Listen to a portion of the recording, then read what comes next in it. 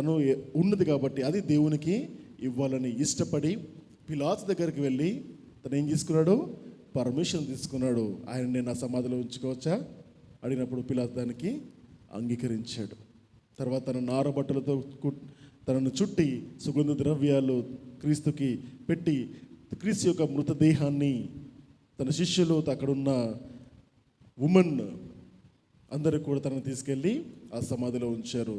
శుక్రవారము 6 గంటల లోపు తన సమాధి కార్యక్రమం జరిగిపోయింది. ఎందుకు 6 గంటలన్న మాట చెప్తున్నాను మీకు నేను?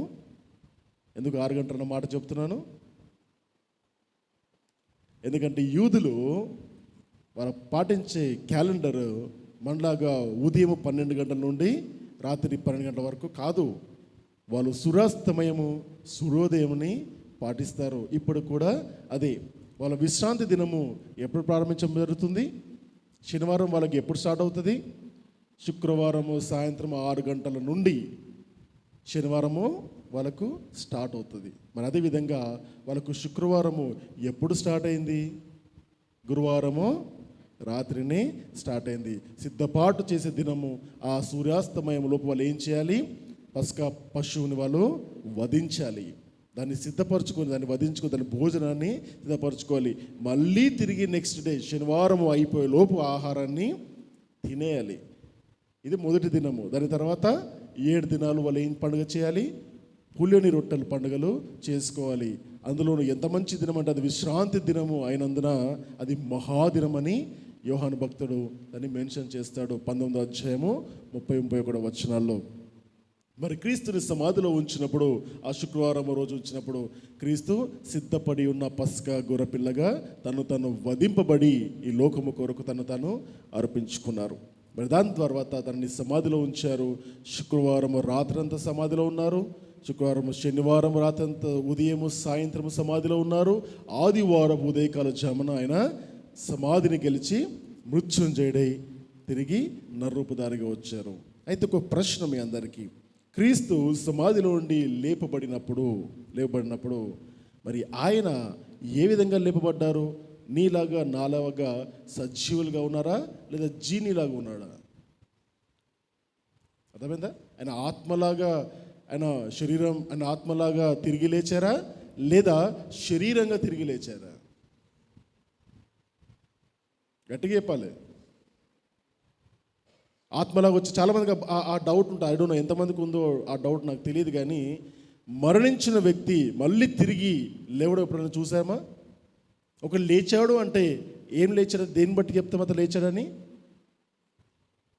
శరీరకంగా లేస్తేనే, మృతుమైన వ్యక్తి శరీరకంగా లేస్తేనే అతని మృత్యుంజయుడు అంటారు. లాజరు చనిపోయి 3 దినములైన తర్వాత క్రీస్తు పిలిచినప్పుడు ఆత్మతో బయటకు వచ్చాడా, శరీరంతో బయటకు వచ్చాడా? శరీరంతో బయటకు వచ్చాడు. అంటే శరీరం అక్కడే ఉంది, ఆత్మ వెళ్ళిపోయింది. తండ్రి ఇచ్చిన స్థలంలోకి ఆత్మ వెళ్ళిపోయింది. మళ్ళీ ఆత్మ ఆ శరీరంలోకి ఆవహించినప్పుడు మళ్ళీ శరీరంలో జీవం వచ్చింది. ఆ జీవము బయటకు వచ్చింది. క్రీస్తులో కూడా సరిగ్గా అదే జరిగింది. క్రీస్తులో సరిగ్గా అదే జరిగింది. 3వ దినమున ఆయన వాగ్దానం చేసినట్టుగా ఆదివారపు తెల్లవారుజామున 2 దూతలు వచ్చి అక్కడ నిలబడ్డారు. ఎందుకంటే టైమింగ్ చూసుకున్నారు వాళ్ళు. ఉదయకాల జామున, వేకువ జామున, సూర్యోదయం ముందే క్రీస్తు తను శారీరకంగా లేచారు. తన ఆత్మ కాదు, శారీరకంగా చనిపోయారు. ఆత్మ వెళ్ళిపోయింది తండ్రి దగ్గరికి. 3వ దినమున మళ్ళీ తిరిగి ఆ ఆత్మ, దేవుడు క్రీస్తు యొక్క ఆత్మ ఆయన శరీరంలోకి వచ్చి ఆయన మళ్ళీ సమాధిని గెలిచి బయటకు వచ్చినట్టు మనము చూసాము. మృత్యుంజయుడు అని, మరణాన్ని గెలిచిన వ్యక్తి అని, అందుకే మనం క్రీస్తుని కొనియాడతాం. తర్వాత ఎన్ని దినాలు ఉన్నారు ఈ లోకంలో? దాదాపు 40 దినాలు. 40 దినాలు తను అనేక మందికి కనబడి తాను నేను సజీవుడిగా ఉన్నానని తను ఏం చేశారు? నిరూపించుకున్నారు, రుజువు చేసుకున్నాడు. పరలోక రాజ్య సువార్తను ఏ విధంగా ప్రకటించాలని తన శిష్యులను బలపరుచుకుంటూ 40 దినాలు ఈ లోకంలో స్పెండ్ చేశారు. పౌలు భక్తుడు అంటాడు, దాదాపుగా 500 మందికి ఆయన కనపడ్డాడు అని పౌలు భక్తుడు తన లేఖనాల దగ్గర రాస్తారు.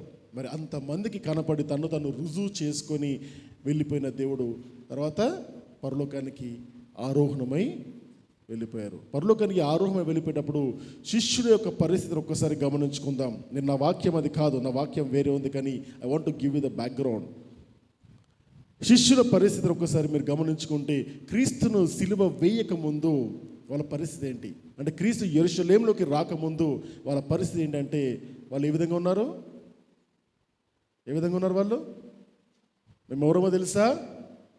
నా వెనుకన్నవారు ఎవరో తెలుసా అని వాళ్ళు కాళ్ళు ఎగరేసుకుంటూ ధైర్యంగా పోయి దయ్యాలు పట్టిన జుట్లు పట్టుకొని దయ్యాలు వెళ్ళగొట్టి శక్తిని చూపించి ఎక్కడంటే అక్కడికి వెళ్ళి విచ్చలవిడిగా ధైర్యంగా బ్రతికిన బ్రతుకులు శిష్యులవి. వాళ్ళని ఎదిరించిన వాళ్ళకు క్రీస్తు వండను చూసుకొని వాళ్ళు తిరిగి ఎదిరించి సమాధానం ఇచ్చే శక్తి శిష్యుల్లో ఉండే. ఒక్కసారి గెత్సెమనే తోటలో క్రీస్తుని పట్టుకొని వెళ్ళిపోయిన తర్వాత వాళ్ళ ధైర్యం ఏమైపోయింది? నీరు గారిపోయింది. ధైర్యము నీరు గారిపోయింది. తర్వాత ఏమైంది? వాళ్ళ లోపల ఏమొచ్చింది? ధైర్యము నీరు గారిపోతే భయం వస్తుంది. ఆ భయముతో ఏమైందంటే పారిపోయారు. దేవునికి హత్తుకొని నీ కొరకు నా ప్రాణాన్ని సైతం ఇస్తానన్న పేతురు ద గ్రేట్ పారిపోయాడు, ఎక్కడో దూరంగా ఉన్నాడు. దేవును శిష్యుల యొక్క ఆలోచన విధానాన్ని చూస్తే క్రీస్తుని వెంబడించారు. ఆయన నిజంగా దేవుడిని నమ్మారు, కానీ అంగీకరించారా హృదయంలో అంటే అంగీకరించలేదు. ఆయన చెబుతున్నాడు, నేను ఎక్కువ రోజులు మీ మధ్యలో ఉండను, నేను శ్రమల పాలు అవుతాను, నిందల పాలు అవుతాను, నన్ను చంపేస్తారు, నేను తిరిగి లేస్తానంటే ఏది వెక్కలేదు. ఈరోజు మాకు భోజనం పెడతావా? ఈరోజు ఏమో స్వస్థతలు చేస్తావా? ఈరోజు మాకేం పని చెప్తావా? ఎంతసేపు వాళ్ళ ఫోకస్ అంతా ఎక్కడ ఉండే? క్రీస్తు ఈరోజు మాకు ఏం చేస్తాడని ఏం చెప్తాడు, ఏం చేపిస్తారో మాకు అనే ఆలోచనలో మాత్రమే ఉన్నారు. అదే ఆలోచనలో కంటిన్యూ అయిపోయారు వాళ్ళు. తర్వాత ఒక్కసారి క్రీస్తు అన్న శరీరము పక్కకు జరిగిపోగానే ఆటోమేటిక్గా వాళ్ళని వాళ్ళు చూసుకుంటున్నప్పుడు ఏ విధంగా కనపడ్డారు? పనికి మన వాళ్ళ కనపడ్డారు. మనుషులు మధ్యలో ఏ విధంగా ఉన్నారంటే, అమ్మో వీళ్ళు మనం మింగివేస్తారేమో. యూదులు ఒక పక్క, రోమీలో ఒక పక్క. మరి మేము తీసుకున్న నిర్ణయము, మేము వెంబడించిన క్రీస్తుని వెంబడించిన జీవితము కరెక్ట్ అయిన జీవితమేనా, మంచి నిర్ణయమేనా మాకు అని వాళ్ళపైన వాళ్ళకి ఏమొచ్చిందంటే సెల్ఫ్ డౌట్ వచ్చేసింది. కాంపిటీషన్ రానంత వరకు, గట్టి కాంపిటీషన్ మనకు రానంత వరకు అందరం ధైర్యవంతులమే. ఒకడొచ్చి నీకు ఎంత వాక్యం తెలుసురా అని అడిగేంత వరకు అందరు వాక్యోపదేశకులే. అవునా కదా? క్రీస్తుని నిరూపిస్తావా అని అడిగేంత వరకు అందరూ విశ్వాసులే. అదేవిధంగా శిష్యులు కూడా ఉన్నారు. ఆ శిష్యులు ఒక్కసారి క్రీస్తు అని ఆ శరీరం వాళ్ళ దగ్గర నుంచి వెళ్ళిపోగానే నీరు గారిపోయారు. తిరిగి ఏం చేస్తారో తెలుసా? మళ్ళీ ఏ పాత జీవితంలో నుండి వాళ్ళు వచ్చారో ఆ పాత జీవితానికి వెళ్ళిపోయారు. మళ్ళీ క్రీస్తు వాళ్ళకు కనపడి 40 దినాలు పట్టింది ఆయనకు మళ్ళీ ధైర్యపరచడానికి. అప్పుడు కొద్దిగా ధైర్యం పుంజుకొని అందులో కూడా డౌట్సే, 100%గా ఎవరికి క్లారిటీ రాలేదు. మళ్ళీ డౌట్స్ ఉండే. వాళ్ళని బలపరిచి పరిశుద్ధాత్మ శక్తి మీ పైకి వస్తుంది. దేవుని ఆత్మ మీ పైకి వచ్చినప్పుడు మీరు వాక్శక్తిని పొందుకుంటారు. కాబట్టి ఈ ప్రాంతాన్ని వదిలి వెళ్ళొద్దు, దేవుడు ఇక్కడ గొప్ప గొప్ప కార్యాలు చేయబోతున్నాడు అని దేవుడు క్రీస్తు వాళ్ళకు చెప్పినందుకు ఆ విశ్వాసం చేత దాన్ని నమ్మి ఆ యెరూషలేములో ఉన్నప్పుడు ఆ రోజు పెంతెకోస్తు దినమున గొప్ప అద్భుతాన్ని మనము చూస్తాము. దాని తర్వాత క్రమేణా సంఘం ఏ విధంగా మారుతుందంటే విస్తరింపబడుతుంది. మొట్టమొదటిగా యెరూషలేములోనే సంఘము గొప్పగా ప్రపంచం మనకు కనబడుతుంది, గొప్ప మార్పు కనబడుతుంది. అయితే ఒక్క విషయం మనం గుర్తుపెట్టుకోవాలి, ఎక్కడెక్కడైతే శిష్యులు సువార్త ప్రకటించారో ఏ అద్భుతాలు మనకి ఇక్కడ కనబడుతున్నాయో, అద్భుతాలు కనబడుతున్నాయో దాదాపుగా 9, 10, 11 అధ్యాయాల వరకు మనకు అపోస్తల కార్యాలు చూసిన ప్రతి అద్భుత కార్యాలు, ప్రతి విశ్వాసము, సంఘము చెబుతున్న ప్రతి ఒక్కరు ఎవరో తెలుసా? యూదులు మాత్రమే. అంటే వాళ్ళ ఆలోచనలో ఏమి ఉండే అంటే మేమందరూ క్రీస్తు ఏర్పాటు చేసుకున్న బిడ్డలందరూ కూడా యూదులే. కాబట్టి యేసుక్రీస్తు ప్రభువారు ప్రవచన వాక్యపూర్వకంగా మాకు ప్రవచన గ్రంథాల్లో ఇచ్చిన ప్రవచన ప్రకారము ఆయన ఎవరి కోసం వస్తాడు? యూదుల రాజు కాబట్టి మాకే దేవుడైనా అని వాళ్ళు ఏముండే?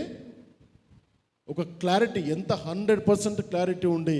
కానీ ఒక్కసారి కొర్నేలుని దేవుడు చూసి ఆయన ప్రార్థన విని ఆ కొర్నేలితో పాటు ఉన్న అనేక జనాలను దేవుడు ఆత్మచేత నింపినప్పుడు అప్పుడు కదా పేతురుకి ఆలోచన వచ్చింది, అమ్మో అంటే మనకు మాత్రమే కాదా ఇది రక్షణ, అంటే ఈ లోకంలో క్రీస్తు నామం పెట్టుకున్న ప్రతి ఒక్కరికి తన ఆత్మనిస్తాడు. ఆయనకు కులభేదము లేదు, ఆయనకు మతభేదము లేదు, ఆయన ప్రాంతీయతత్వం ఉన్నవాడు కాదు, తెల్లోళ్ళను నల్లోళ్ళను తేడా లేదు, ఆయనకు విశ్వాసం ఉందా లేదా మాత్రమే చూస్తాడు అన్న విషయాన్ని 11వ అధ్యాయంలో మనము చూస్తాము పేతురుకు మరియు మిగతా శిష్యులకు. తర్వాత సంఘం ఎదిగింపబడుతుంది. సంఘంలోకి అనేక మంది, లక్షల మంది చేర్చబడుతున్నప్పుడు 2 గుంపులు కనబడుతున్నాయి. ఇక్కడ 2 గుంపులు కనబడతాయి. ఆ గుంపులు ఏంటో తెలుసా? ఒక గుంపు పేతురుతో పాటు ఉండి ఆ కొర్నేలి తన జీవితంలో జరిగిన గొప్ప సాక్ష్యాన్ని చూసి దాన్ని నమ్మి దాని ప్రకారం జీవించి మళ్ళీ వాళ్ళు ఎక్కడ కూడా వెళ్ళి అన్యజనుల మధ్యలో సువార్త ప్రకటించడం కనబడదు. ఎందుకంటే క్రీస్తు ప్రత్యేకంగా 2 ఏర్పాటు చేసుకున్నారు. ఆ ఇద్దరెవరు?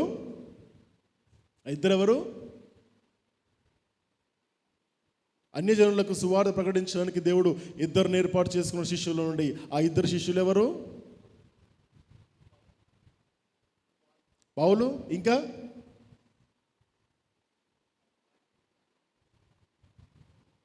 బర్నబాస్. పౌలును బర్నబాను నేను ఏర్పాటు చేసిన పని కొరకు నియమించండి అని దేవుడు వాళ్ళకు చెబుతాడు. అంటే యూదులకు సువార్త ప్రకటించడానికి దేవుడు కొంతమందిని ఏర్పాటు చేసుకుంటే, అన్యజనులకు సువార్త ప్రకటించడానికి దేవుడు కొంతమందిని దేవుడు ఏర్పాటు చేసుకున్నాడు. అందులో మొట్టమొదటిగా స్టార్ట్ అయింది పౌలు, బర్నబాస్. తర్వాత క్రమేణా పేతురు కూడా అన్యజనుల్లో కొంతమందికి కొరింథీ ప్రాంతంలో, ఏథెన్స్ ప్రాంతంలో పేతురు సువార్త ప్రకటించడానికి మనము చూస్తాము. అయితే ఏం జరిగిందంటే యూదులలో క్రీస్తును అంగీకరించిన యూదులు ఉన్నారు, వారిని క్రైస్తవులను పిలుస్తాము. యూదులలో క్రీస్తుని అంగీకరించని వాళ్ళు కూడా ఉన్నారు, వాళ్ళు యూదా మతాన్ని నమ్మిన వ్యక్తులు. మరి వీళ్ళు కూడా ఊరుకుంటారా? మా మతంని మీరేం చేస్తున్నారు? మార్పిడి చేస్తున్నారు. మా యూదా మతంలో ఉన్న వ్యక్తులను మీరు ఏం చేస్తున్నారు? క్రైస్తవులుగా మారుస్తున్నారు.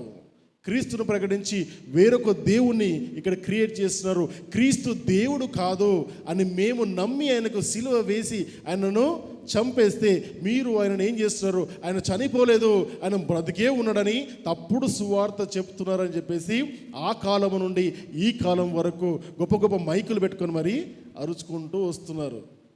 అవునా? మరి సువార్త ప్రకటించడానికి వెళ్ళినప్పుడు ఎక్కడెక్కడైతే ఈ యూదులు వెళ్తారో, యూదులు క్రైస్తవులుగా మారిన వ్యక్తులు వెళ్తారో వాళ్ళ దగ్గరికి క్రైస్తవులుగా మారని యూదులు కూడా వెళ్తారు. వెళ్ళి ఏం చేస్తారు?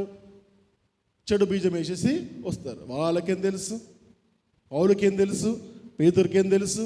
ఏమన్నా కాన్వెంట్ స్కూల్ చదువుకుని వచ్చిందా? పేతురు ఏమన్నా చేపలు పట్టాడు, చదువు రాదు.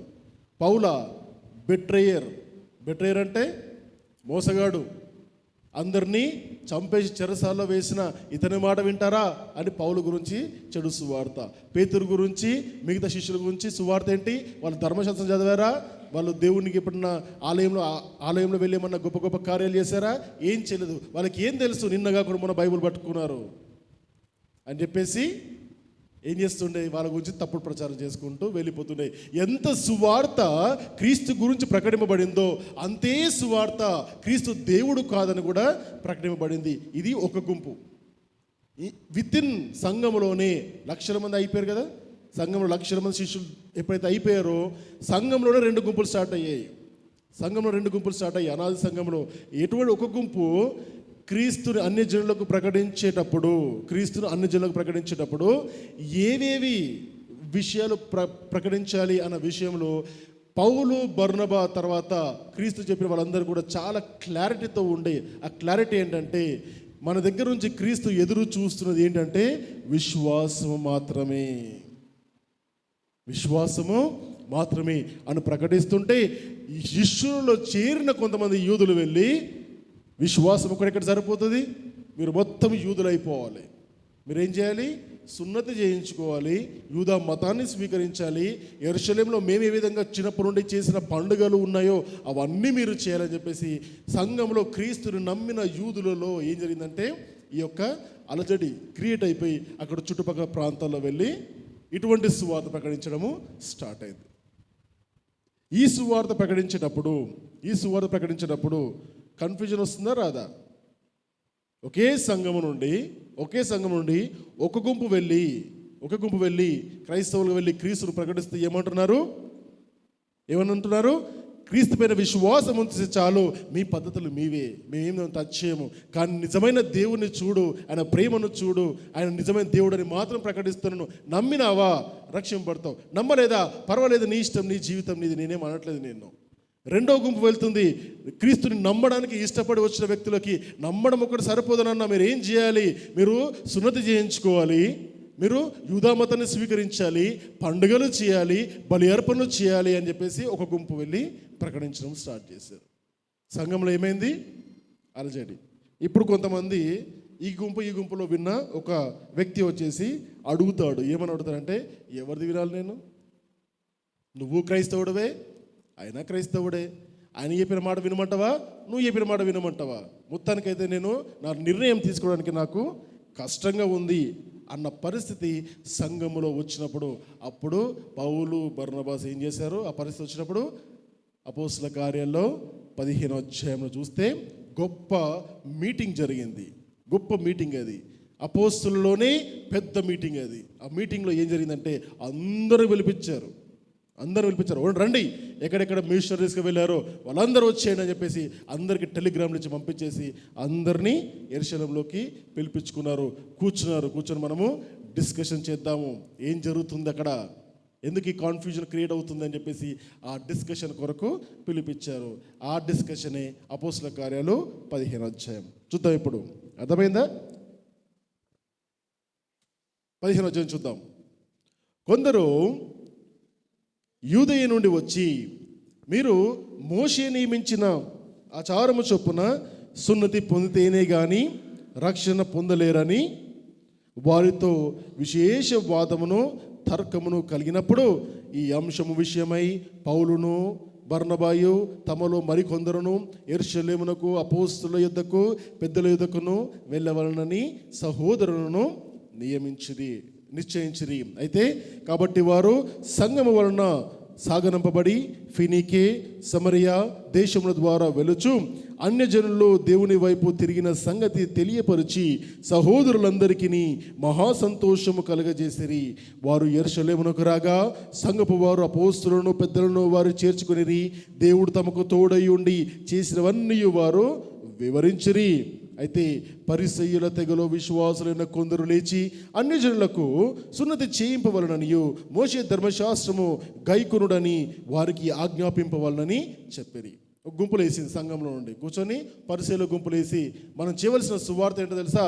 పౌలు బర్నబా వెళ్ళి తప్పుడు సువార్త ప్రకటిస్తున్నారు. చేయవలసిన సువార్త ఏంటంటే మనము మోషే నియమించిన ధర్మశాస్త్రమును ప్రకటించాలి, సున్నతి చేసుకోవాలి అని చెప్పేసి ప్రకటించాలని ఒక గుంపులు వేస్తే, ఇంకో గుంపు ఏమంటారు చూద్దాం. అప్పుడు అపోస్తలులను పెద్దలను ఈ సంగతిని గూర్చి ఆలోచించుటకు కూడి వచ్చిరి. బహుతర్కము జరిగిన తర్వాత పేతురు లేచి వారితో ఇట్లా, బహుతర్కం అంటే డిస్కషన్లు, డిబేట్లు. సంఘములో చాలాసార్లు నేర్చుకోవాల్సిన ఒక క్రమం ఉంటుంది, అవునా? ఈ సంఘాన్ని ఫస్ట్ ఒక నియమం చెప్తాను నేను. ఆ నియమం ఏంటంటే, ఈ సంఘంలో భేదాభిప్రాయాలు ఉన్నాయి, ఎవరు కరెక్ట్ ఎవరు రాంగ్ అని, అవునా? ఎవరు కరెక్ట్ ఎవరు రాంగ్, ఇద్దరూ క్రీస్తుని ప్రకటిస్తున్నారు, ఇద్దరు క్రీస్తు కొరకు పని చేస్తున్నారు. రెండు గుంపులు క్రీస్తే నిజమైన దేవుడని ప్రకటించడానికి లోకంలోకి వెళ్ళారు. మరి అయితే వీళ్ళిద్దరి మధ్యలో కన్ఫ్యూజన్ వచ్చింది. వాళ్ళు వెళ్ళి నువ్వు చేస్తుంది తప్పు అని పౌలును బర్నబా అన్నప్పుడు, మరి మేము చేసేదే కరెక్ట్, మీరు చేసేది తప్పు అని చెప్పేసి వాళ్ళ మధ్యలో గొడవ జరుగుతుంటే, ఇట్లా కాదు ఈ గొడవ తేలేది, ఎక్కడికి వెళ్ళాలి? సంఘ పెద్దల దగ్గరికి వెళ్ళాలి, సంఘ నాయకుల దగ్గరికి వెళ్ళి అక్కడ కూర్చుందాం రండి అని చెప్పేసి రెండు గుంపులు కూర్చున్నారు.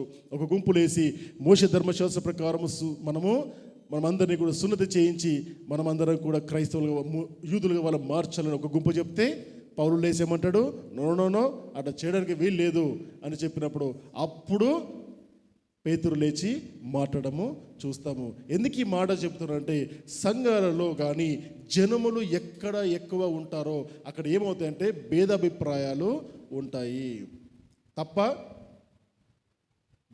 భేదాభిప్రాయాల గురించి వాక్యంలో చాలాసార్లు చదువుతాం కదా. మీరు కొరింథీ చదువుతప్పుడు, గలతీ చదువుతప్పుడు మీలో భేదములు ఉన్న సంగతి మాకు తెలియను, మీలో కలహములు ఉన్న సంగతి మాకు తెలియను అని మాట్లాడుతున్నప్పుడు సంఘములో భేదాభిప్రాయాలు ఉంటాయా? ఉండయా అంటే ఉంటాయి. ఎందుకంటే ఇద్దరు మనుషులు కలిస్తే రెండు ఆలోచనలు, అవునా?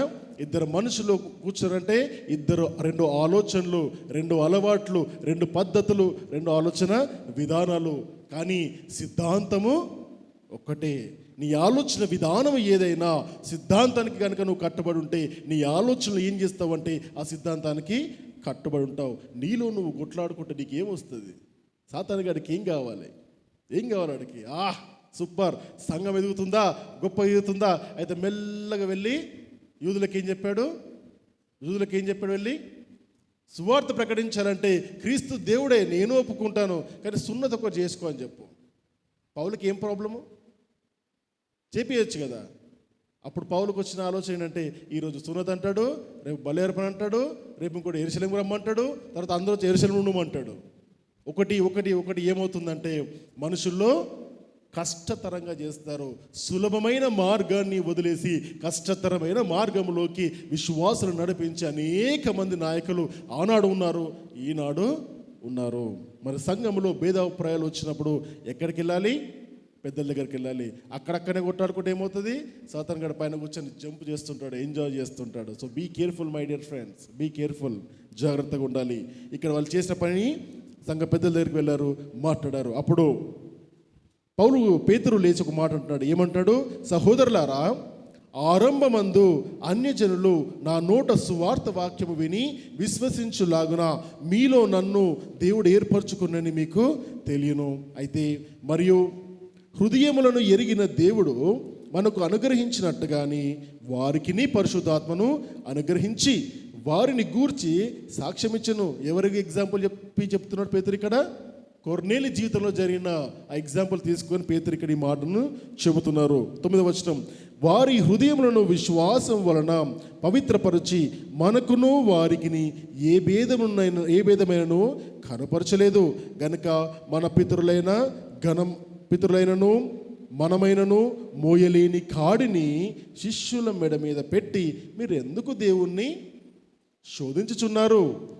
ప్రభు అయిన యేసు కృప చేత మనము రక్షణ పొందుదమని నమ్ముచున్నాము కదా, అలాగే వారును రక్షణ పొందుదురు అనను. ఫస్ట్ ఫండమెంటల్ క్వశ్చన్ ఇక్కడ ఏమొచ్చింది అంటే, సంఘము వెళ్ళి అన్యజనులకు సువార్త ప్రకటించినప్పుడు మేము ఎట్లా ఉన్నామో మీరు అట్లా ఉండాలి. కొన్ని ఎగ్జాంపుల్ చెప్పమంటారా? సంఘాలలో తెల్ల బట్టలే వేసుకోవాలి, పవిత్రమైన తెల్ల బట్టలు, కాబట్టి తెల్ల బట్టలే వేసుకోవాలి. ఏ వారం అంతా ఏమన్నా వేసుకో, ఆదివారం మాత్రము తెల్ల బట్టలు వేసుకోవాలి. కమ్మలు పెట్టకు, గాజులు వేసుకోకు, బంగారం వేసుకోకు, గజ్జలు పెట్టుకోకు, మెట్టలు పెట్టుకోకు, ఇంకేంటి పుస్తలు కట్టుకోకు. రకరకాల సంఘాలలో రకరకాల ఆచారాలు. ఆ సంఘానికి అలవాటు పడ్డ వాళ్ళకు, ఆ పద్ధతులకు అలవాటు పడ్డ వాళ్ళకు పర్వాలేదు, కానీ అవన్నీ కండిషన్స్ ఉన్నాయా బైబుల్ అంటే? ఒకటి కూడా లేదు. గట్టిగా మాడితే బొట్టు గురించి కూడా లేదు బైబుల్లో. ఎవ్వరు మాట్లాడలేదు దాన్ని. ఎందుకంటే ఒక పద్ధతిని ఒక సంఘానికి దేవుడు ఇచ్చాడు, ఒక సంఘానికి ఒక కండిషన్ లాగా దేవుడు ఇచ్చాడు అంటే దాని అర్థం ఏంటంటే ఒక పద్ధతిలో మీరు వెళ్తారు అని మాత్రమే. పద్ధతినే పట్టుకొని పోతారని అర్థం కాదు అక్కడ. దాన్ని పట్టుకొని బతికేమని కాదు, అవునా? బొట్టు తీసేసి వెళ్ళడం వల్ల నువ్వు ఇక్కడ ఈ హిందూ దేశంలో కాబట్టి నువ్వు బొట్టు తీసేస్తే అరే వీళ్ళు వేరే మతస్థులు అని గుర్తుపడడానికి ఆచారం వచ్చింది, కానీ బొట్టు తీస్తేనే క్రైస్తవ వారాలు అయితే అని అర్థం కాదు అక్కడ. చాలా డిఫరెన్స్ ఉంది. సంఘాల్లో తెల్ల బట్టలు ఆదివారం అప్పుడు ఎందుకు వేసుకుని రమ్మంటారు అని అడిగితే, నువ్వు తెల్ల బట్టలు వేసుకున్నప్పుడు నువ్వు పవిత్రంగా ఫీల్ అవుతావు. ఆరాధనకు వచ్చినప్పుడు దేవదూతల వల్ల మేము ఆరాధించాలని ఆలోచన తీసుకొచ్చారు, కానీ తెల్ల బట్టలు వేసుకుంటేనే సంఘం అని చెప్పడం కాదు అక్కడ. అవునా కదా? ఇక్కడ కూడా అట్లాంటివి అన్నమాట. ఏ విధంగా అయితే పరిశుద్ధాత్మ దేవుడు యూదులుగా ఉన్న మనల్ని క్రైస్తవులుగా మార్చుకొని దేవుడు మనకిచ్చిన పరిశుద్ధాత్మని ఏదైతే వరమవుతుందో అన్యజనులు కూడా దేవుడు అటువంటి ఏ భేదము లేకుండా ఇస్తున్నప్పుడు మీరెందుకురా బాబు కన్ఫ్యూజన్ క్రియేట్ చేస్తున్నారు? మీరెందుకు, మనము కానీ మన పితరులు కానీ మనము కానీ మోయలేని భారాన్ని శిష్యులపైన ఎందుకు మోస్తున్నారు మీరు? ఇది ఎవరు చెప్తున్నారు? పేతురు భక్తుడు చెప్తున్నాడు. పేతురు ఎటువంటి వ్యక్తో మీకు తెలుసు. సచ్ ఎ ట్రాన్స్ఫర్మేషన్ ఈ లైఫ్లో ఈ మాట చెప్పడానికి గల కారణం ఏంటో తెలుసా?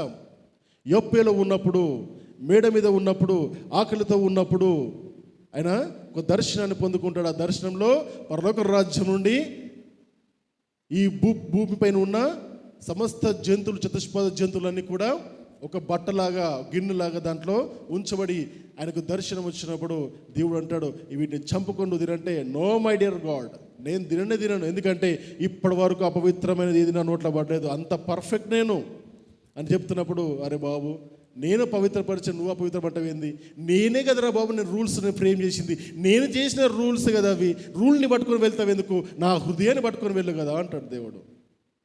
మాట మార్చి నేను చెప్తున్నాను. దేవుడు చెబుతున్న మాట ఏంటంటే, పద్ధతులను పట్టుకొని కనుక నువ్వు బ్రతికేస్తే పద్ధతుల్లోనే బతికేస్తావు. క్రీస్తుని పట్టుకొని వెళ్తే అప్పుడు క్రీస్తు నీకు పట్టుకుంటాడు. అప్పటి వరకు ధర్మశాస్త్రాన్ని తప్ప దేని నమ్మని పేతురు ఒక్క దర్శనంతో తన జీవితము మారిపోయింది, అంగీకరించాడు. నిజంగా క్రైస్తవుడు అయితే నీలో ఏమొస్తుంది తెలుసా? నిజము తెలుసుకున్న నాడు నీ హృదయం కరుగుతుంది. దాని ప్రకారం నువ్వు జీవించడానికి ఇష్టపడతావు. వాక్యాన్ని, క్రీస్తుని బేస్ చేసుకొని నీ బ్రతుకును మార్చుకోమని దేవుడు చెబుతున్నాడు. నీ వేషధారణని కాదు, నువ్వు చదివే పుస్తకాలను కాదు బేస్ చేసుకొని బ్రతికేది, నువ్వు చుట్టుపక్కల ప్రాంతాల వాళ్ళని కాదు నువ్వు బేస్ చేసుకొని బ్రతికేది, బైబిల్ని బేస్ చేసుకొని బ్రతుకమని దేవుడు మనకు ఈరోజు నేర్పిస్తున్నాడు. అయితే పేతురుకి ఈ ఆలోచన, ఈ చేంజ్, రియలైజేషన్ ఆనాడు కొర్నేలి జీవితము తన కుటుంబాన్ని చూసిన తర్వాత పేతురులో కలిగింది. దాని తర్వాత తను కూడా అంగీకరించాడు. కరెక్టే, నిజంగా మన దేవుడు ఎంత గొప్ప దేవుడు అంటే మనల్ని మాత్రమే కాదు, తనను విశ్వసించిన ఎవరినైనా కూడా పరిశుద్ధాత్మ అనే శక్తిని వాళ్ళకు ఇస్తాడు అని పేతురు తెలుసుకొని ఇక్కడ అదే మాటను అక్కడ మాట్లాడుతున్నాడు. ప్రభు అయిన యేసు కృపచేత మనము రక్షణ పొందుదామని నమ్ముచున్నాము కదా, అలాగే వారును కూడా రక్షణ పొందుదురు అనను. తర్వాత అంతటా 12వ వచనం, అంతటా ఆ సమూహమంతయు ఊరకుండి బర్నబాయు పౌలును తమ ద్వారా దేవుడు అన్యజనుల్లో చేసిన సూచక్రియలను, అద్భుతములు వివరించగా ఆలకించిరి. వారు చాలించిన తర్వాత యాకోబు ఇట్లనెను, ఏమని? సహోదరులారా, నా మాట ఆలకించుడి. అన్యజనుల నుండి దేవుడు తమ నామము కొరకు ఒక జనమును ఏర్పరచు కొనుటకు వారిని ఎలాగూ మొదట కటాక్షించను సిమియోను వివరించి ఉన్నాడు. ఇందుకు ప్రవక్తల వాక్యములు సరిపేడున్నవి. అవేంటివి? ఆ తర్వాత నేను తిరిగి వచ్చేదను, మనుషుల్లో కడమవారును నా నామమును ఎవరికి పెట్టబడినో ఆ సమస్తమైన అన్యజనులు ప్రభువును వెతుకున్నట్లు పడిపోయిన దావీదు గుడారమును తిరిగి కట్టెదను, దాన్ని పాడిన వాటిని తిరిగి కట్టి దానిని నిలువబెట్టెదనని అనాది కాలము నుండి ఈ సంగతులను నేను తెలియపరిచిన ప్రభు సెలవిచ్చున్నాడు అని వ్రాయబడి ఉన్నది. ఇవన్నీ మనకేం చెప్తున్నా అంటే, మన యూదులలో మనం పుట్టి ఉన్నాం కాబట్టి దేవుడు మోషే ధర్మశాస్త్ర ప్రకారం మనకి ఇచ్చిన కట్టడలన్నీ కూడా మనము ఫాలో అవుతున్నాం. కానీ అన్ని జనుల్లో కూడా దేవుడు ఎన్నో అద్భుత కార్యాలు చేశారు కాబట్టి ఆ అద్భుత కార్యాలు చూసినప్పుడు ఏమి తోస్తుందంటే, వాళ్ళు మోయలేని వారి భారమును వాళ్ళపైన మోయకూడదు అని ఆనాడు చెప్తున్నారు. మరి ఈరోజు ఈ మాటలు చెబుతూ కొన్ని పద్ధతులు అన్యజనులమైన మనకు దేవుడు ఇచ్చాడు. ఆ పద్ధతులు ఏంటో చూద్దామా? పద్ధతులు చూద్దామా ఏంటియో? కాబట్టి 20వ వచనం, ఈ మాట 19వ వచనము 20వ వచనం మీరు ఎప్పుడు గుర్తుపెట్టుకోవాలి. అపోస్తల కార్యము 15వ అధ్యాయము 19వ వచనము 20వ వచనము ఎప్పుడు గుర్తుపెట్టుకోవాలి. ఏమని? కాబట్టి అన్యజనుల నుండి దేవుని వైపు అంటే క్రీస్తు వైపు తిరుగుచున్న వారిని మనం ఏం చేయాలి? కష్టపెట్టాలంట. కష్టపెట్టమన్నట చదవాలి. కష్టపెట్టమంటున్నాడు, కష్టపెట్టొద్దు అంటున్నాడా? కష్టపెట్టొద్దని చెప్తున్నాడు. కష్టపెట్టకుండా ఏం చేయమంటున్నాడు? విగ్రహ సంబంధమైన అపవిత్రతను ఒకటి, రెండోది జారత్వమును, మూడోది గొంతు పిసికి చంపిన దానిని, 3, 4 రక్తమును, తర్వాత విసర్జించుటకు వారికి పత్రికలు రాసి పంపాలి. అబ్బా, ఎంత గొప్ప పద్ధతులు చెప్పాడు! ఎంత గొప్ప పద్ధతులు! 4 పద్ధతులు, 4 నియమాలు. మొట్టమొదటి నియమము దేన్ని సూచిస్తుంది? దాన్ని వివరిస్తాను ఇప్పుడు నేను. మొట్టమొదటి నియమం దేన్ని సూచిస్తుంది? విగ్రహారాధనను సూచిస్తుంది. మొదటి నుంచి సృష్టి మొదలైనప్పటి దగ్గర నుండి క్రీస్తు దేవుడు హేయంగా చూసినది ఏంటో తెలుసా? విగ్రహ ఆరాధన. ఎందుకు విగ్రహ ఆరాధన దేవుడు హేయంగా చూశాడు? సజీవుడైన దేవుణ్ణి మీరు విగ్రహంలో ఎందుకు చూస్తున్నారని. అవునా కదా? సజీవుడిగా ఉన్న దేవుణ్ణి మీరు విగ్రహంలో ఎందుకు చూస్తున్నారు అని అడిగినప్పుడు మనుషులు చెప్పే సమాధానం ఏంటో తెలుసా? మనుషులు చెప్పే సమాధానము, ఎందుకు చూస్తున్నామంటే మా దేవుడు మాకు కనబడతలేడు కాబట్టి. మా దేవుడు మాకు కనబడట్లేదు కాబట్టి మాకు కనబడేలాగున మాకు ఏ రూపంలో మేమైనా చూస్తున్నామో ఆ రూపాన్ని మేమే తయారు చేసుకున్నాము. ఆ రూపంలో నుండి మేము దేవుణ్ణి చూస్తున్నాము. అది దేని కొరకు? ఏకాగ్రతకు సూచన అంటారు. అబ్బా పర్వాలేదు, మరి ఆ ఏకాగ్రతతో నువ్వు ఆ విగ్రహాన్ని చూస్తున్నప్పుడు విగ్రహానికి ఎందుకు శక్తి ఉందనుకుంటున్నావు? విగ్రహానికి శక్తి ఉందా? నువ్వు చేసిన విగ్రహానికి శక్తి ఉందా? శక్తి నువ్విస్తున్నావు. శక్తి ఎవరిస్తున్నారు? ఒక రోబోని తయారు చేసి ఆ రోబోలో బ్యాటరీ పెట్టి చూడండి, బ్యాటరీ తీసేసి చూడండి. బ్యాటరీ పెడితే ఏమవుతుంది? రోబో యాక్టివ్ అవుతుంది. బ్యాటరీ తీసి చూస్తే రోబో చచ్చిపోతుంది. ఇది కూడా అంతే. నువ్వు ఎంత బలం ఇస్తావో, ఎంత దేవుడుగా నమ్ముతావో అంత శక్తివంతంగా తయారవుతుంది అది. నువ్వు ఎంత పక్కకు పెట్టేసి నిజ దేవుణ్ణి చూస్తావో అంత బలహీనంగా అవుతుంది. ఎందుకు ఈ మాట చెప్తున్నా అంటే, మనము కేవలం మనుషులు బయట చూపించే రాళ్ళు, వాళ్ళు విగ్రహాలు చేసుకున్న బొమ్మల గురించి నేను మాట్లాడటం, అదొక్కటి గురించి నేను మాట్లాడలేదు. ఇక్కడ దేవుడు చెప్తున్న ప్రతి మాట అంటే, మన చూపుల్లో ఎన్నో విగ్రహాలు మనకు కనబడతాయి. మన చూపులో ఎన్నో విగ్రహాలు. ఎన్ని విగ్రహాలు అంటే, మనుషుని చూసి దేవుడు అనుకుంటాము. అవునా? మనుషుని దేవుడు అనుకుంటాము. వాక్యోపదేశం చూసి దేవుని దగ్గర డైరెక్ట్ దిగొచ్చాడు అనుకుంటాము. ఈ పలానా వ్యక్తి దగ్గరికి వెళ్తేనే బాగా జరుగుతుంది అనుకుంటాము. విగ్రహాలు కావా? శక్తి ఎవరిస్తున్నారు? నీవు ఎదుటి వ్యక్తికి నువ్వు రూపించుకున్న విగ్రహానికి నువ్వు శక్తిని ఇవ్వకపోతే అతనికి ఆ శక్తి వస్తుందా? అవునా కదా? ఆ శక్తి వస్తుందా? మరి దేవుని ప్రకటించే వ్యక్తికి నువ్వు ప్రాధాన్యత ఇస్తావా? దేవునికి ప్రాధాన్యత ఇస్తావా అంటే దేవునికే ప్రాధాన్యత ఇవ్వాలి. ఆ మనిషిని దేవుడు ఏం చేస్తున్నాడంటే, దేవుని పని కొరకు నిన్ను బాగుపరచడానికి ఆయనని వాడుకుంటున్నాడు. ఒక సాధనం మాత్రమే. సాధనంగా వాడాలి అంటే సింపుల్ చెప్పాలంటే, ఒక వీరుని చేతిలో ఖడ్గం ఏ విధంగా ఉంటుందో, ఖడ్గాన్ని నువ్వు చూస్తావా? వీరుని చూస్తావా? ఎవరిని చూస్తావు? వీరుని చూడాలి. క్రీస్తు చేతిలో ఉన్న ఖడ్గము. అందరు ఇక్కడ సువార్త పరిచారకులు, అద్భుత కార్యాలు చేసేవాళ్ళు, ప్రవక్తలు అందరూ కూడా ఎవరు? క్రీస్తు చేతిలో ఉన్న ఖడ్గం వంటి వారు. నువ్వు ఖడ్గాన్ని చూస్తున్నావా? క్రీస్తును చూస్తున్నావా? క్రీస్తుని పట్టుకొని క్రీస్తు ఆ ఖడ్గాన్ని పట్టుకుంటున్న ఖడ్గానికి పవర్ వచ్చింది. నువ్వు ఖడ్గాన్ని చూస్తే ఏం చేస్తావు? ఇది చాలా పవర్ఫుల్ అని దానికే మొక్కుడు స్టార్ట్ చేస్తావు. క్రీస్తు అంటున్నాడు, ఇప్పుడు ఎవరిని చూస్తున్నారో బాబు, నువ్వు దాన్ని నడిపిస్తుంది నేను కదా, నడిపించే వ్యక్తి నన్ను మర్చిపోయి సాధనాన్ని చూస్తావేంటి? విగ్రహ ఆరాధన అటువంటిది. నువ్వు దానికి వాల్యూ ఇచ్చావు కాబట్టి దానికి వాల్యూ వచ్చింది. నువ్వు వాల్యూ ఇవ్వకపోతే అది రాయి. ఇక్కడ ఏమన్నాడు దేవుడు అంటే, విగ్రహ సంబంధమైన అపవిత్రత అన్న మాటను దేవుడు ఎందుకు పోల్చాడు తెలుసా? స్పెసిఫిక్గా మెన్షన్ చేయలేదు అక్కడ. ఏ విగ్రహమైనా సరే నీ దృష్టిలో నేను కాకుండా, నేను దేవుడునని కాకుండా, సృష్టికర్త నేనని కాకుండా నువ్వు దేనికి ఎక్కువ ప్రాధాన్యత ఇచ్చినా అది విగ్రహ అపవిత్రత. అది నువ్వు గుళ్ళో పెట్టుకుంటావో, ఇంట్లో పెట్టుకుంటావో, నీ హృదయంలో పెట్టుకుంటావో, నీ జోబులో పెట్టుకుంటావో, నీ పర్సులో పెట్టుకుంటావో, నీ ఇష్టం. అది విగ్రహమే. దేనికి ఎక్కువ ప్రాధాన్యత ఇస్తావో అది విగ్రహము. అవునా కదా? చాలామంది చెప్తే తప్పు అనుకుంటారు. తప్పు అనుకోకండి, ఓకే? అనుకుంటారు. మార్కెట్లో ఎన్నో నూనెలు దొరుకుతున్నాయి. కొన్ని సంఘాలు ఏం చేస్తారు? ఆ నూనెలన్నీ కూడా డబ్బాలో పోసి అమ్మేస్తారు. ఒక్కసారి దానికి స్టిక్కర్ చూడండి, ఇంకేముంటుందో నాట్ ఫర్ సేల్ అని ఉంటుంది, అమ్మబడదు అని రాసి ఉంటుంది దాని వెనుక. చూడండి ఎప్పుడన్నా. ఇప్పుడు వాడే నూనెలన్నీ కూడా, అవునా? నాట్ ఫర్ సేల్ అనే దానికి నువ్వు ఎందుకు సేల్ చేస్తున్నావు అడగాలి వాళ్ళని ఫస్ట్. నేనైతే అడిగిన, అమ్మబడకూడదు అని రాయబడ్డ దాన్ని ఎందుకు అమ్ముతున్నావు? ఫ్రీగా అయ్యి కదా, ప్రార్థన చేసి ఇస్తున్నావు. లేదా నన్ను నూనె తెచ్చుకో అని చెప్పు, నేను ప్రార్థన చేసి పంపించేస్తాను. నూనె ఇది పవిత్రపరిచిన నూనె, ఇది అభిషేకింపబడిన నూనె, ఇది అభిషేకింపబడిన కర్చీఫు, ఇది అభిషేకింపబడిన వ్యక్తి. ఎవర్రో బాబు అభిషేకించడానికి నువ్వు? Who are you to? ఎవరు అభిషేకిస్తారు? ప్రవక్తలు మాత్రమే అభిషేకిస్తారు. క్రీస్తు మాత్రం అభిషేకించాడు. ఎవరిని? పౌలుని. ఇంకెవ్వరికి అభిషేకం లేదు. ఎవ్వరికి అభిషేకం లేదు. ఈ అభిషేకాలని తూతు అభిషేకాలు అంతే. క్రీస్తు మాత్రం అభిషేకిస్తాడు. క్రీస్తు అభిషేకిస్తే ఈ లోకంలో ఎట్లుంటాడు తెలుసా? ఏ విధంగా ఉంటాడు? వెలుగులాగా ఉంటాడు, సాక్ష్యం కలిగి ఉంటాడు, సువార్త పరిచయంగా ఉంటాడు, బ్రతికి చూపిస్తాడు, మాటలు మాట్లాడాడు. ఇది నీకు కనపడుతుంటుంది. అప్పుడు కనపడుతుంది, ఓహో దేవుని అభిషేకం ఉందని. దేవుని అభిషేకం పౌలుకి ఎట్లా కనిపించింది? పౌలు కనిపించిందా? వెలుగు మాత్రమే చూశాడు. అది అందరికి కనిపించిందా? పౌలుకు మాత్రమే కనిపించింది. అభిషేకింపబడ్డాడు. మరి ఈరోజు చెబుతున్న మాట అంటే, ఈరోజు మన విగ్రహం గురించి, ఆ పవిత్రత గురించి మాట్లాడుతున్నామంటే, నువ్వు ఏ దానికి ప్రాధాన్యత ఇస్తావో అది నీ విగ్రహం అయిపోతుంది. జాగ్రత్త. నీ విగ్రహం నీ జీవితంలో ఏదైనా ఉంటే ఈ బైబిల్ కావాలి, ఆ విగ్రహం కావాలి. ఇది తప్ప, దీనిలో చెప్పింది తప్ప ఇంక దేని నువ్వు ప్రాధాన్యత ఇచ్చినా కూడా అది నీ విగ్రహం అవుతుంది. వాక్యానుసారమైందే కావాలి.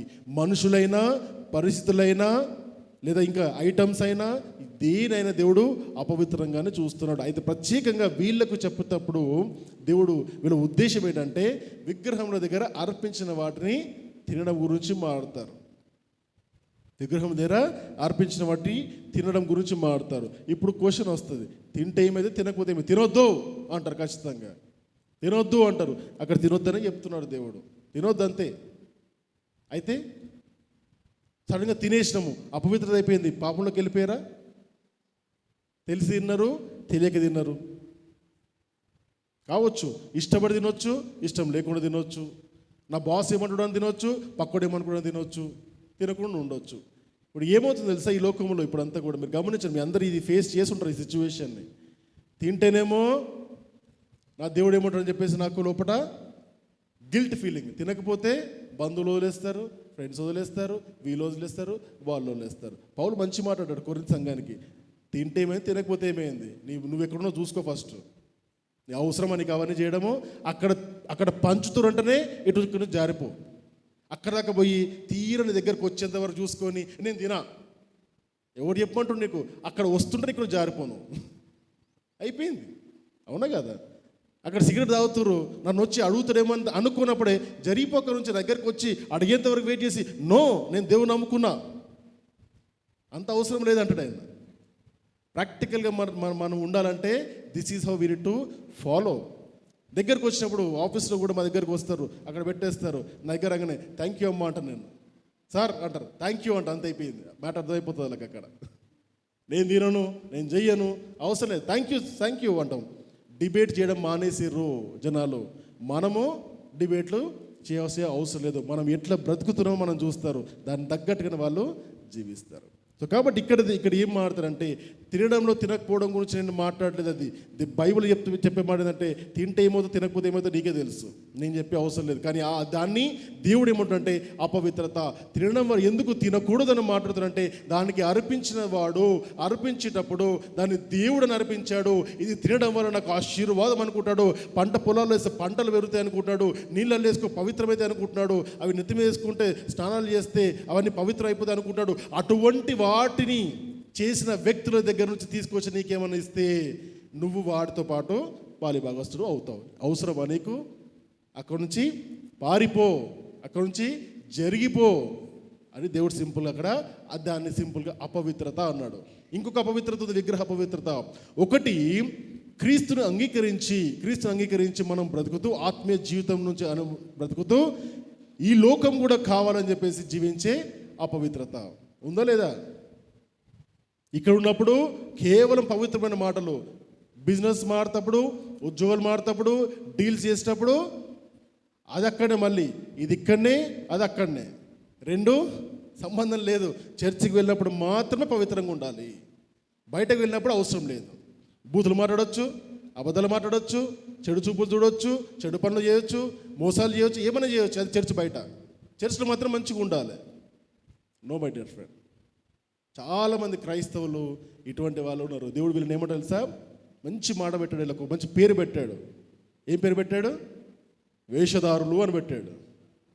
మంచి పేరు పెట్టాడు, వేషధారులు అని. ఒక్కసారి అటువంటి బిహేవియర్ మనలో ఉంటే మనం ఏం పెట్టుకోవాలి? పేరు దండేసుకోవాలి లోపల, నేను వేషధారిని అని దండేసుకోవాలి. అప్పుడు చూస్తాడు ఏంటంటే, ఓకే వీడు ముందు ఒకలా ఉంటాడు, వెనుకొకలా ఉంటాడు అని అర్థం చేసుకుంటారు. ఒకవేళ అటువంటి సిస్టమ్ కనుక చర్చలో పెడితే ఎంత బాగుంటుంది, అవునా కదా?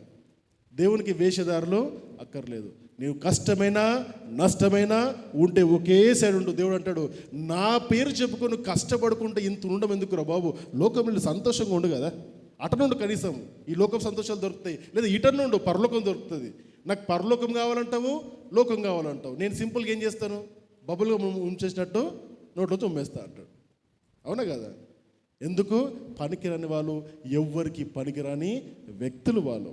నిజదేవుని తెలుసుకున్నవాడు ఒక్కసారి ఈయన మంచివాడు, నా కొరకు చనిపోయిన దేవుడు, నా కొరకు వచ్చిన దేవుడు, ఇంత గొప్ప దేవుడు ఈ లోకంలో ఎవరు లేరని ఒక్కసారి నీ చెవులో విన్న తర్వాత, నీలో విశ్వాసం వచ్చిన తర్వాత మళ్ళీ వెనక తిరగని ఆలోచన నీకు వస్తుంది అంటే, లోకాన్ని చూసి నువ్వు అట్రాక్ట్ అవుతున్నావు అంటే, విగ్రహంలోకి అపవిత్రత నీ లోపలికి వచ్చేసింది. My dear friend, be careful, be careful. ఎందుకంటే రెండు పడవల మీద కాలబెట్టి ప్రయాణము చేయలేరు. ఉంటే మంచిగా ఉండు, లేదా చెడుగా ఉండు, లేదా ఈ లోకంలో వెలుగులా ఉండు, లేదా చీకటి బతికేసేయి. రిపెంటెన్స్ వచ్చిన తర్వాతనే రా మళ్ళీ ఇక్కడికి. పశ్చాత్తాపం, నిజ పశ్చాత్తాపం వచ్చిన తర్వాత దేవుని దగ్గరికి రా. నిజ పశ్చాత్తాపం దొరకకుండా వేషధారణమైన పశ్చాత్తాపం చూపిస్తే కనుక దేవుడు ఏమంటాడు, ఈరోజు చూపిస్తావు, మళ్ళీ పోతావు అక్కడికి, మళ్ళీ అక్కడికే పోతావు. అందుకని సంఘాలు చూడండి, కొత్తలు వస్తూనే ఉంటారు, పాతలు కనపడరు. ఎందుకంటే పాతలు మళ్ళీ పాత లైఫ్లోకి వెళ్ళిపోతారు, కొత్త వాళ్ళు వస్తూనే ఉంటారు. దేవుడు అంటాడు, మొదటి వారు కడపడి వాళ్ళు అవుతారు, కడపడి వాళ్ళు మొదటి వాళ్ళు అవుతారు. లాస్ట్కి ఎవడు మిగులుతాడో వాళ్ళని తీసుకెళ్తా. నేను వచ్చే టైంకి ఎవరు మిగులుతారో వాళ్ళని తీసుకెళ్తా. ముందు నుంచి ఉన్నోడు లాస్ట్ వరకు ఉండాలి, అంతం వరకు ఉండాలి నమ్మకంగా లేకపోతే గాడ్. ఇది విగ్రహ సంబంధమైన అపవిత్రత. అర్థమైందా? ఉత్త విగ్రహాల గురించి దేవుడు మాట్లాడలేదు అక్కడ, సమస్త విగ్రహాల గురించి మాట్లాడు. దేవుడు కాకుండా, దేవుడు చెప్పిన వాక్యం కాకుండా ఇంకా దేనైనా సరే నువ్వు ప్రాధాన్యత ఇస్తే, అది నూనె కానీ ఖర్చువే కానీ ఏదైనా కానీ ఏమన్నా కానీ అది ఇస్తే అది నీ విగ్రహము. అపవిత్రతలోకి పడకండి. నీ ఆలోచనలో ఎప్పుడు ఎవరు ఉండాలంటే క్రీస్తు వాక్యం మాత్రమే నీ ఆలోచన ఉండాలి. నీ విశ్వాసము దేనిపైన ఉండాలి? క్రీస్తు వాక్యం పైన మాత్రమే ఉండాలి, ఇంకా దేనిపైన ఉండకూడదు. దేవుడు ఎంతోమంది స్వస్థతలు చేసే వరాన్ని ఇస్తాడు. వెళ్తే స్వస్థత జరుగుతుంది, ప్రార్థన చేయించుకో, టెన్షన్ లేదు. కానీ నువ్వు ఘనత ఎవరికి ఇవ్వాలి? క్రీస్తుకి ఇవ్వాలి, మనిషికి కాదు. మనిషి మీద రెస్పెక్ట్ ఉండొచ్చు, కానీ విగ్రహంగా మారొద్దు. జాగ్రత్త. రెండో చూద్దాం, జారత్వం గురించి మాట్లాడేటప్పుడు అనేక సందర్భాల్లో ఈ మాటను దేవుడు చూపిస్తాడు. ఈ జారత్వంను దేవుడు రెండు విధాలుగా మాట్లాడు. శారీరకమైన జారత్వము, ఆత్మ సంబంధమైన జారత్వము. శరీర సంబంధమైన జారత్వం ఏంటంటే, నీకు ఇవ్వబడిన సొంత పురుషుని కాకుండా వేరొక పురుషుని కానీ నువ్వు కూడినప్పుడు దాన్ని జారత్వం అని దేవుడు చెబుతాడు. అది చేయకూడదు. శారీరకమైన జారత్వం అది అపవిత్రత. ధర్మశాస్త్రంలో కూడా చెబుతారు. దానికి సింపుల్ మాట ఏమంటే, నీది కాంది నువ్వు కోరుకోకు. సింపుల్ మాట, నీది కాని దాన్ని నువ్వు కోరుకోకు. నీది కాని దాన్ని నువ్వు కోరుకున్నావు అంటే అది జారత్వము.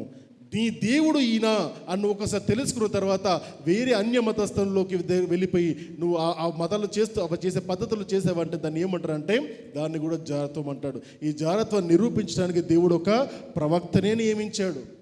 ఆ ప్రవక్త పేరు తెలుసా? చెప్పగలుగుతారు ఎవరన్నా?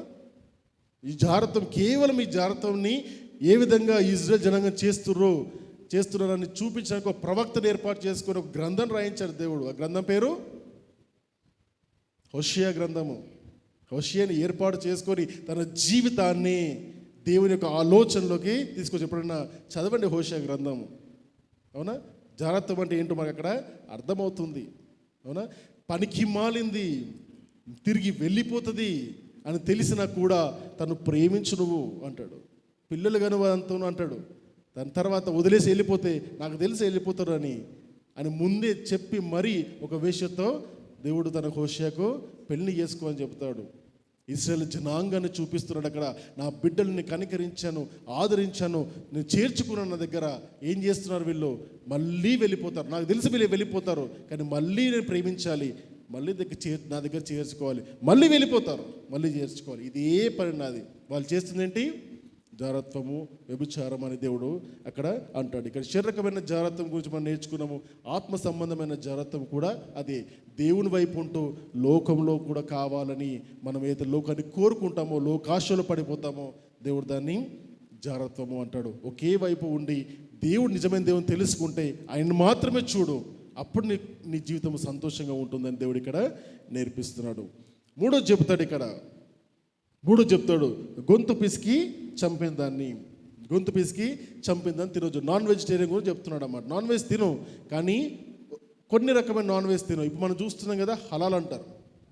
అవునా? హలాల్ అంటే గొంతును కట్ చేస్తారు, నీళ్ళు పోసి ప్రార్థన చేసి దేవునికి అర్పించి కట్ చేస్తారు. ముస్లిమ్స్ చేస్తారు, కానీ యాక్చువల్గా అది యూదుల దగ్గర నుంచి వచ్చింది. అది యూదుల నుంచి వచ్చింది. అది గొంతు పిసికి చంపిందని అంటే బలవంతంగా ప్రాణము తీసిన దాన్ని నువ్వు తినకు అంటాడు దేవుడు. దానికి ప్రార్థన, ఇది తినాలనుకుంటున్నావా, దాని నోట్లో నీళ్ళు పోసి ప్రార్థన చేసి దేవునికి అర్పించి దాన్ని కట్ చేసి అప్పుడు దీన్ని కావాలంటే. అందుకని హలాల్ ఫుడ్నే చాలామంది ముస్లిమ్స్ తింటారు, గొంతు పిసికి చంపిందని తినరు. దాని అర్థము ఇదే. అక్కడ ఇది ఇక్కడ మూడోది చెప్పాడు. నాలుగోది ఏం చెప్పాడు? రక్తమును. చాలామంది లోకంలో కూడా రక్తము తీసి ఎండబెట్టి తింటారు. దేవుడు ఏమంటాడు తెలుసా? వాళ్ళకి చెప్తున్నాడు, అన్ని జనులకి ఏమంటే రక్తాన్ని తినవద్దు, ఎందుకంటే అది ప్రాణము, దాన్ని తినకూడదు అంటాడు. ఈ 4 నియమాలు చెప్పాడు. 4 నియమాలు చెప్పాడు. ఇంకేమో చెప్పాడు అక్కడ? తెల్లబట్టల గురించి ఉందా? మంగళసూత్రం గురించి ఉందా? అలా ఇంకేమున్నాయా? ఒక్కడు కూడా ఉండదు, 4 ఉంటాయి. ఎంత చదువు, బైబిల్ అంతా చదువు, బైబిల్ మొత్తం చదివినా ఇవే కనపడతాయి, మీకు ఇంకేమి కనపడాయి. ఎందుకు? ఈ పద్ధతిలో దేవుడు ఇంట్రడ్యూస్ చేయలేదు. మై డియర్ ఫ్రెండ్, మనము అంత పెద్ద తర్కము జరిగి ఈ 4 విషయాలు చెప్పడానికి పౌలు, బర్నబాసు సువార్త ప్రకటిస్తుంటే వచ్చి వీడు తప్పుడు బోధకులు అని చెబుతున్నప్పుడు దేని గురించి తెలుసా? మీరు గలతీ, కొరింథీ, తెస్సలోనిక సంఘం, ఫిలిప్పీ సంఘానికి పత్రికలు రాస్తున్నప్పుడు పౌలు మొత్తుకుంటాడు ఇట్లా, అరే బాబు, నేను కాదురా తప్పుడు బోధకుడిని, దేవుడు ఏర్పాటు చేసుకున్న బోధకుడు నేను, అపోస్తలుడు నేను అని ఎందుకు చెప్పుకుంటా అంటే, ఆయన వెళ్ళి సువార్త ప్రకటించి రాగానే ఈ టీం వెళ్ళి ఏం చేస్తారంటే ఆయన చెప్పిందంతా తప్పు అని చెప్పేసి వస్తారు, విషబీజం వేసి వచ్చేస్తారు. ఈయన మళ్ళీ ఒక పత్రికను రాసి నేను మంచోన్ని అని చెప్పుకుంటాడు. దీనివల్లనే జరుగుతుంది అది. ఇప్పుడు కూడా చూడండి, ఇంత సింపుల్గా దేవుడు మనం ఏర్పాటు చేసుకోవాలని చెబితే ఎంతమంది కన్విన్స్ అవుతారు? ఎంతమంది కన్విన్స్ అవుతారు? మీ లైఫ్ స్టైల్ మీరు చేయండి, మీరు ఉండే ఇళ్లలో మీరు ఉండండి, మీరు వేసుకునే బట్టలు మీరు వేసుకోండి, ఏ దేశంలో దేశ పద్ధతులు చేసుకోండి మీరు అని ఎవరికైనా చెప్పామనుకోండి, ఇదేం క్రైస్తవం అంటారు. అంటారా? అన్నారా? ఇదేం క్రైస్తవం అంటారు. క్రైస్తవం అంటే ఏంటి? మేము ముగ్గులు వేయొద్దు, వాకిలు చల్లొద్దు, పసుపులు పెట్టొద్దు.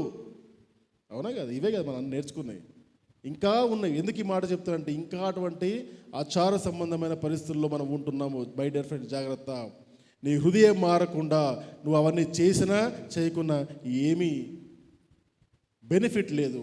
నీ హృదయం మార్చుకుని నిజంగా విశ్వాసం ఇలా ఉంటే నీకు అవి కనపడాయి. అందుకే అంటాను, are we set apart people are are we isolated people? దీని అర్థం ఇంగ్లీష్లో తెలిసి వాళ్ళకి చాలా బాగా అర్థమవుతుంది. సెట్ అపార్ట్ పీపుల్ అంటే ఈ గుంపుల నుండి ప్రత్యేకింపబడి మన జనాంగము. ఈ గుంపు ఉంటుంది, గుంపు నుండి ఒక్కరిని తీసుకొని సెలెక్ట్ చేసుకుంటే హీజ్ ఎ సెట్ అపార్ట్, ప్రత్యేకింపబడిన జనాంగం అని చెప్తారు. పక్కకు పడేసే జనాంగం తెలుసా? ఇట్లా కూర్చుంటారు పక్కన, మేము ప్రత్యేకపరచబడిన వాళ్ళని వాళ్ళంతా వాళ్ళే అనుకుంటారు. వాళ్ళు పక్కన కూర్చొని మేము ప్రత్యేకింపబడిన వాళ్ళు అనుకుంటారు. మన పరిస్థితి అట్లా ఉంది ఇప్పుడు క్రైస్తవులు. అది మన బతుకు మనం బతుక్కుంటూ మేము ప్రత్యేకింపబడిన వాళ్ళం అంటే దేవుడు ఏమంటాడు, అరే ప్రత్యేకింపబడిన వాళ్ళంటే గుంపులో ఉండి బయటకు రావాలరా బాబు. నీ అంత నువ్వు ఐలాండ్లో ఉండి ఎక్కడో బయట దేశంలో ఉండి నేను ప్రత్యేకింపబడిన వాళ్ళంటే నడవదు. గుంపులో ఉండు, అందరి మధ్యలో ఉండు, అందరితో మంచిగా ఉండు, నీ దేవునికి ప్రత్యేకంగా ఉండు. దానియేలు ఉన్నాడు, షద్రక్, మెషక్, అబేద్నెగో ఉన్నాడు, మోషే ఉన్నాడు, అందరూ ఉన్నారట్లా. అవునా? దావీదు ఉన్నాడు. బ్రతికిన ప్రతి ఒక్క విశ్వాసి అందరిలో ఉండి ప్రత్యేకంగా బ్రతికిన వాళ్ళు నువ్వు చేసే ఉద్యోగంలో నీ పనిని బట్టి నీ ప్రత్యేకత రావాలి, నీ కుటుంబంలో నీ బిహేవియర్ని బట్టి ప్రత్యేకత రావాలి, నీకు నువ్వు వెళ్తున్న నీ స్నేహితుల బంధువుల మధ్యలో నీ జీవించే జీవితాన్ని బట్టి నీకు ప్రత్యేకత రావాలి. అప్పుడు నీ జీవితాన్ని చూసే వాళ్ళు దేవుడిని మహిమపరుస్తారు. అంతేగాని నేను నీ ఫంక్షన్లకి రాను, నేను నీ ఫంక్షన్లకి రాను, నేను నీ పెళ్ళిళ్ళకి రాను, నేను ఉద్యోగాన్ని చేయనంటే వాళ్ళు పండించే పంటలు కూడా తినవద్దు మరి. అవునా కదా? ఇట్లాంటి పరిస్థితుల్లో మనం ఉంటున్నాం. సో మై డియర్ ఫ్రెండ్స్, ఈరోజు మనందరం నేర్చుకున్న ఒకే ఒక మాట అంటే 15వ అధ్యాయంలో ఆ రోజు జరిగిన పరిస్థితి ఈ రోజు కూడా ఉంది. పద్ధతులను, ఆచారములను మనము ఫోకస్ చేసుకుంటూ కనుక ఈ లోకంలో బ్రతికితే చాలా కష్టము. క్రీస్తు కనపడడు ఎక్కడ మీకు. క్రీస్తుని ఒక్కసారి కనుగొంటే ఇవన్నీ మనకు కనపడవు. బ్రతుకు మారుతుంది, నీ మాట్లాడే విధానం మారుతుంది, నీ ఆలోచించే విధానం మారుతుంది. ఎదుటి వాళ్ళకు గౌరవం ఇస్తావు, ప్రేమను చూపిస్తావు, కనికరాన్ని చూపిస్తావు, క్షమను చూపిస్తావు. అన్నీ చూపించే ఏ విధంగా ఉంటావంటే అందరిలో ప్రత్యేకంగా ఉంటావు. నీ గురించి నువ్వు డబ్బా కొట్టుకునే అవసరమే లేదు, అడ్వర్టైజ్ చేసుకునే అవసరమే లేదు. నా క్రీస్తు గొప్పోడు, నా దేవుడు గొప్పడని మైకులు పెట్టుకొని చెప్పుకునే అవసరం లేదు. నీ బ్రతికే దేవునికి లేఖనము. మీ హృదయాలపైన దేవుని యొక్క మాటలు మేము రాసి ఉన్నాము, మీరే మేము పంపిన లేఖనాలు, పత్రికలు అని చెబుతున్నప్పుడు అంటే దేవుని వాక్యం మనం నేర్పిస్తున్న మాట ఏంటంటే నువ్వు వెళ్ళి క్రీస్తును ప్రకటించిన కాదు, నువ్వు క్రీస్తును ప్రకటించేలాగా ఉండాలి. దాని కొరకు మనం చేయవలసిన పని అంటే నీ మాటల్లో, నీ చేష్టల్లో, నువ్వు పడుకున్నప్పుడు, లేచినప్పుడు నువ్వు చేసే ప్రతి పనిలో క్రీస్తును రిజంబుల్ చేసినట్టు ఉంటే ఎదుటి వ్యక్తి ఆటోమేటిక్గా క్రీస్తు నిజ దేవుడని అంగీకరిస్తాడు. నువ్వు మైకులలో చెప్పినంత మాత్రం ఎవడు మారడు, నువ్వు పత్రికలు పంచినంత ఎవడు మారడు, బైబుల్ పంచినందుకు మాత్రం అసలే మారడు. మనమే చదవము, వాళ్ళని చదవమంటే ఎట్లా? అవునా కదా? So my dear friends, we to very careful. ఈ మాటలను తీసుకోవడానికి గల ఒక గొప్ప కారణం ఉంది. ఈ మధ్య కాలంలో చాలామందిని చూస్తున్నప్పుడు ఈ 40 దినాల్లో రకరకాల పద్ధతులను చూశాను నేను, రకరకాల మనుషుల గురించి విన్నాను నేను. ఉపవాసాల గురించి కానీ, ప్రార్థనల గురించి కానీ, లెంట్ డేస్లో కానీ, ఆదివారం పూట లెంట్ చేయాలా వద్దని కానీ రకరకాల విషయాలు వచ్చినప్పుడు వాళ్ళందరికీ ఒక్కొక్కరికి ఆన్సర్లు ఇచ్చుకుంటుంటే నాకు ఆలోచన వచ్చింది, మనం నిజంగా పద్ధతుల్లో బడి, ఆచారంలో బడి కొట్టుకుపోతున్నాం. వాక్యాన్ని చదవడం తగ్గించారు, వాక్యాన్ని వినడానికి ఎక్కువగా ఇష్టపడుతున్నారు. ఎందుకంటే వాక్యం చదివితే ఏమొస్తుంది? నిద్ర వస్తుంది, జ్ఞానం కాదు, నిద్ర వస్తుంది. మీరు మర్చిపోతారు అన్నమాట. వాక్యం చదివితే నిద్ర వస్తుంది, కష్టపడాలి. వాక్యం వింటే ఇట్లా పెట్టుకొని నిద్రపోయినా ఏం కాదు, ధ్యానిస్తున్నాం అంటారు.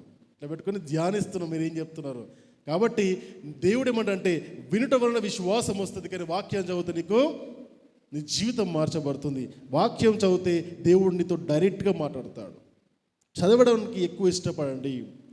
టీవీలో పెట్టేసి అటు ఇటు తిరుగుకుంటా వింటా అంటే డేంజర్, అది చాలా డేంజర్. చాలామందికి అలవాటు ఉంటుంది, ఏదో జరుగుతుంది కదా జరిగంతి అనుకుంటారు. నో మై డియర్ ఫ్రెండ్, ఏదో ఒక మాట ఆ పాస్ట్ ఒక మాట చెప్తాడు, ఈ పాస్ట్ ఒక మాట చెప్తాడు, ఇంకొక ఆమె ఏదో చెప్తుంది, అదొకటి ఇదొకటి వింటావు. మొత్తం కలిపి ఆ దినమంతులు ఏం నేర్చుకున్నామంటే ఒక్కోదానికొకటి తలతో ఒక సంబంధం లేకుండా ఆ దినమంతా గడిచిపోతుంది.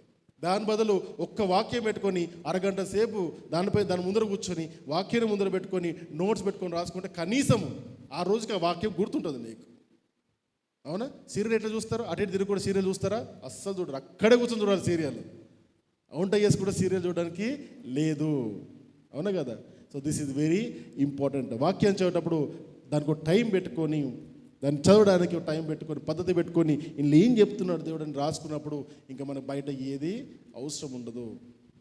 దీని ప్రకారం నేను ఉంటున్నానా లేదా అనేది మాత్రమే కనబడుతుంది. ఒక మిషనరీ మాట అంటాడు, వాక్యాన్ని చదువుతున్నప్పుడు ఆయనకి ఏమనిపిస్తుంది అంటే తను అద్దంలో చూస్తున్నట్టు కనబడుతుండే అంట. అందులో ఏది రాసుందో అరే అన్ని నా లోపల ఉన్నాయి కదా అనుకునేవాడంట. అనుకొని అమ్మో ఇవన్నీ నాలో ఉన్నాయి కాబట్టి మెల్లమెల్లగా నేను మార్చుకోవాలి అని అనుకునేవాడంట. మరి ఆ విధంగా మనం కనుక వాక్యాన్ని చదివితే అప్పుడు వాక్యంలో ఉన్న అన్ని పట్టుకుంటాము.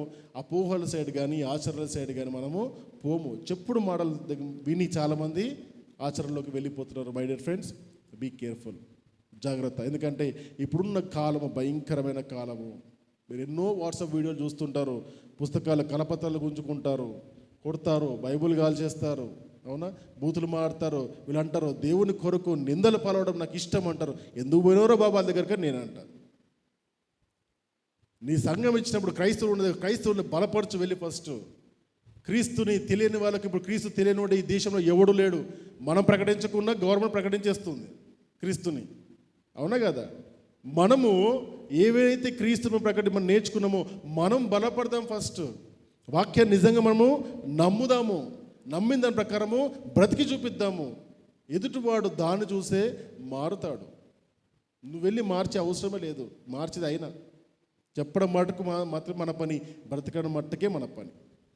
బ్రతికి చూపిద్దామా? బ్రతికే చూపించాలి. ఎంతమంది చెప్తారు బతుకుతామని, మేము బ్రతుకుతాము, బ్రతికి చూపిస్తామని నిర్ణయం తీసుకుంటున్నారు. నాకుగా చూపిస్తుంది, ఆయనకు చూపిస్తున్నారు. చెయ్యి, జాగ్రత్త. అవునా? మరి ఈ రోజు నుంచి ఈ రోజు నుంచి ఈ క్షణం నుండి మీరు చేసే ప్రతి యాక్టివిటీ, నీ నోటి నుంచి ప్రతి మాట, నీ ఆలోచనలు జాగ్రత్తగా చూసుకోండి. నా దేవుడు రాసుకుంటాడు అక్కడ. అక్కడ రాసేసుకుంటాడు.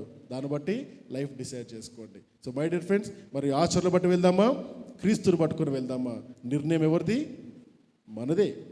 నిర్ణయం మనదే.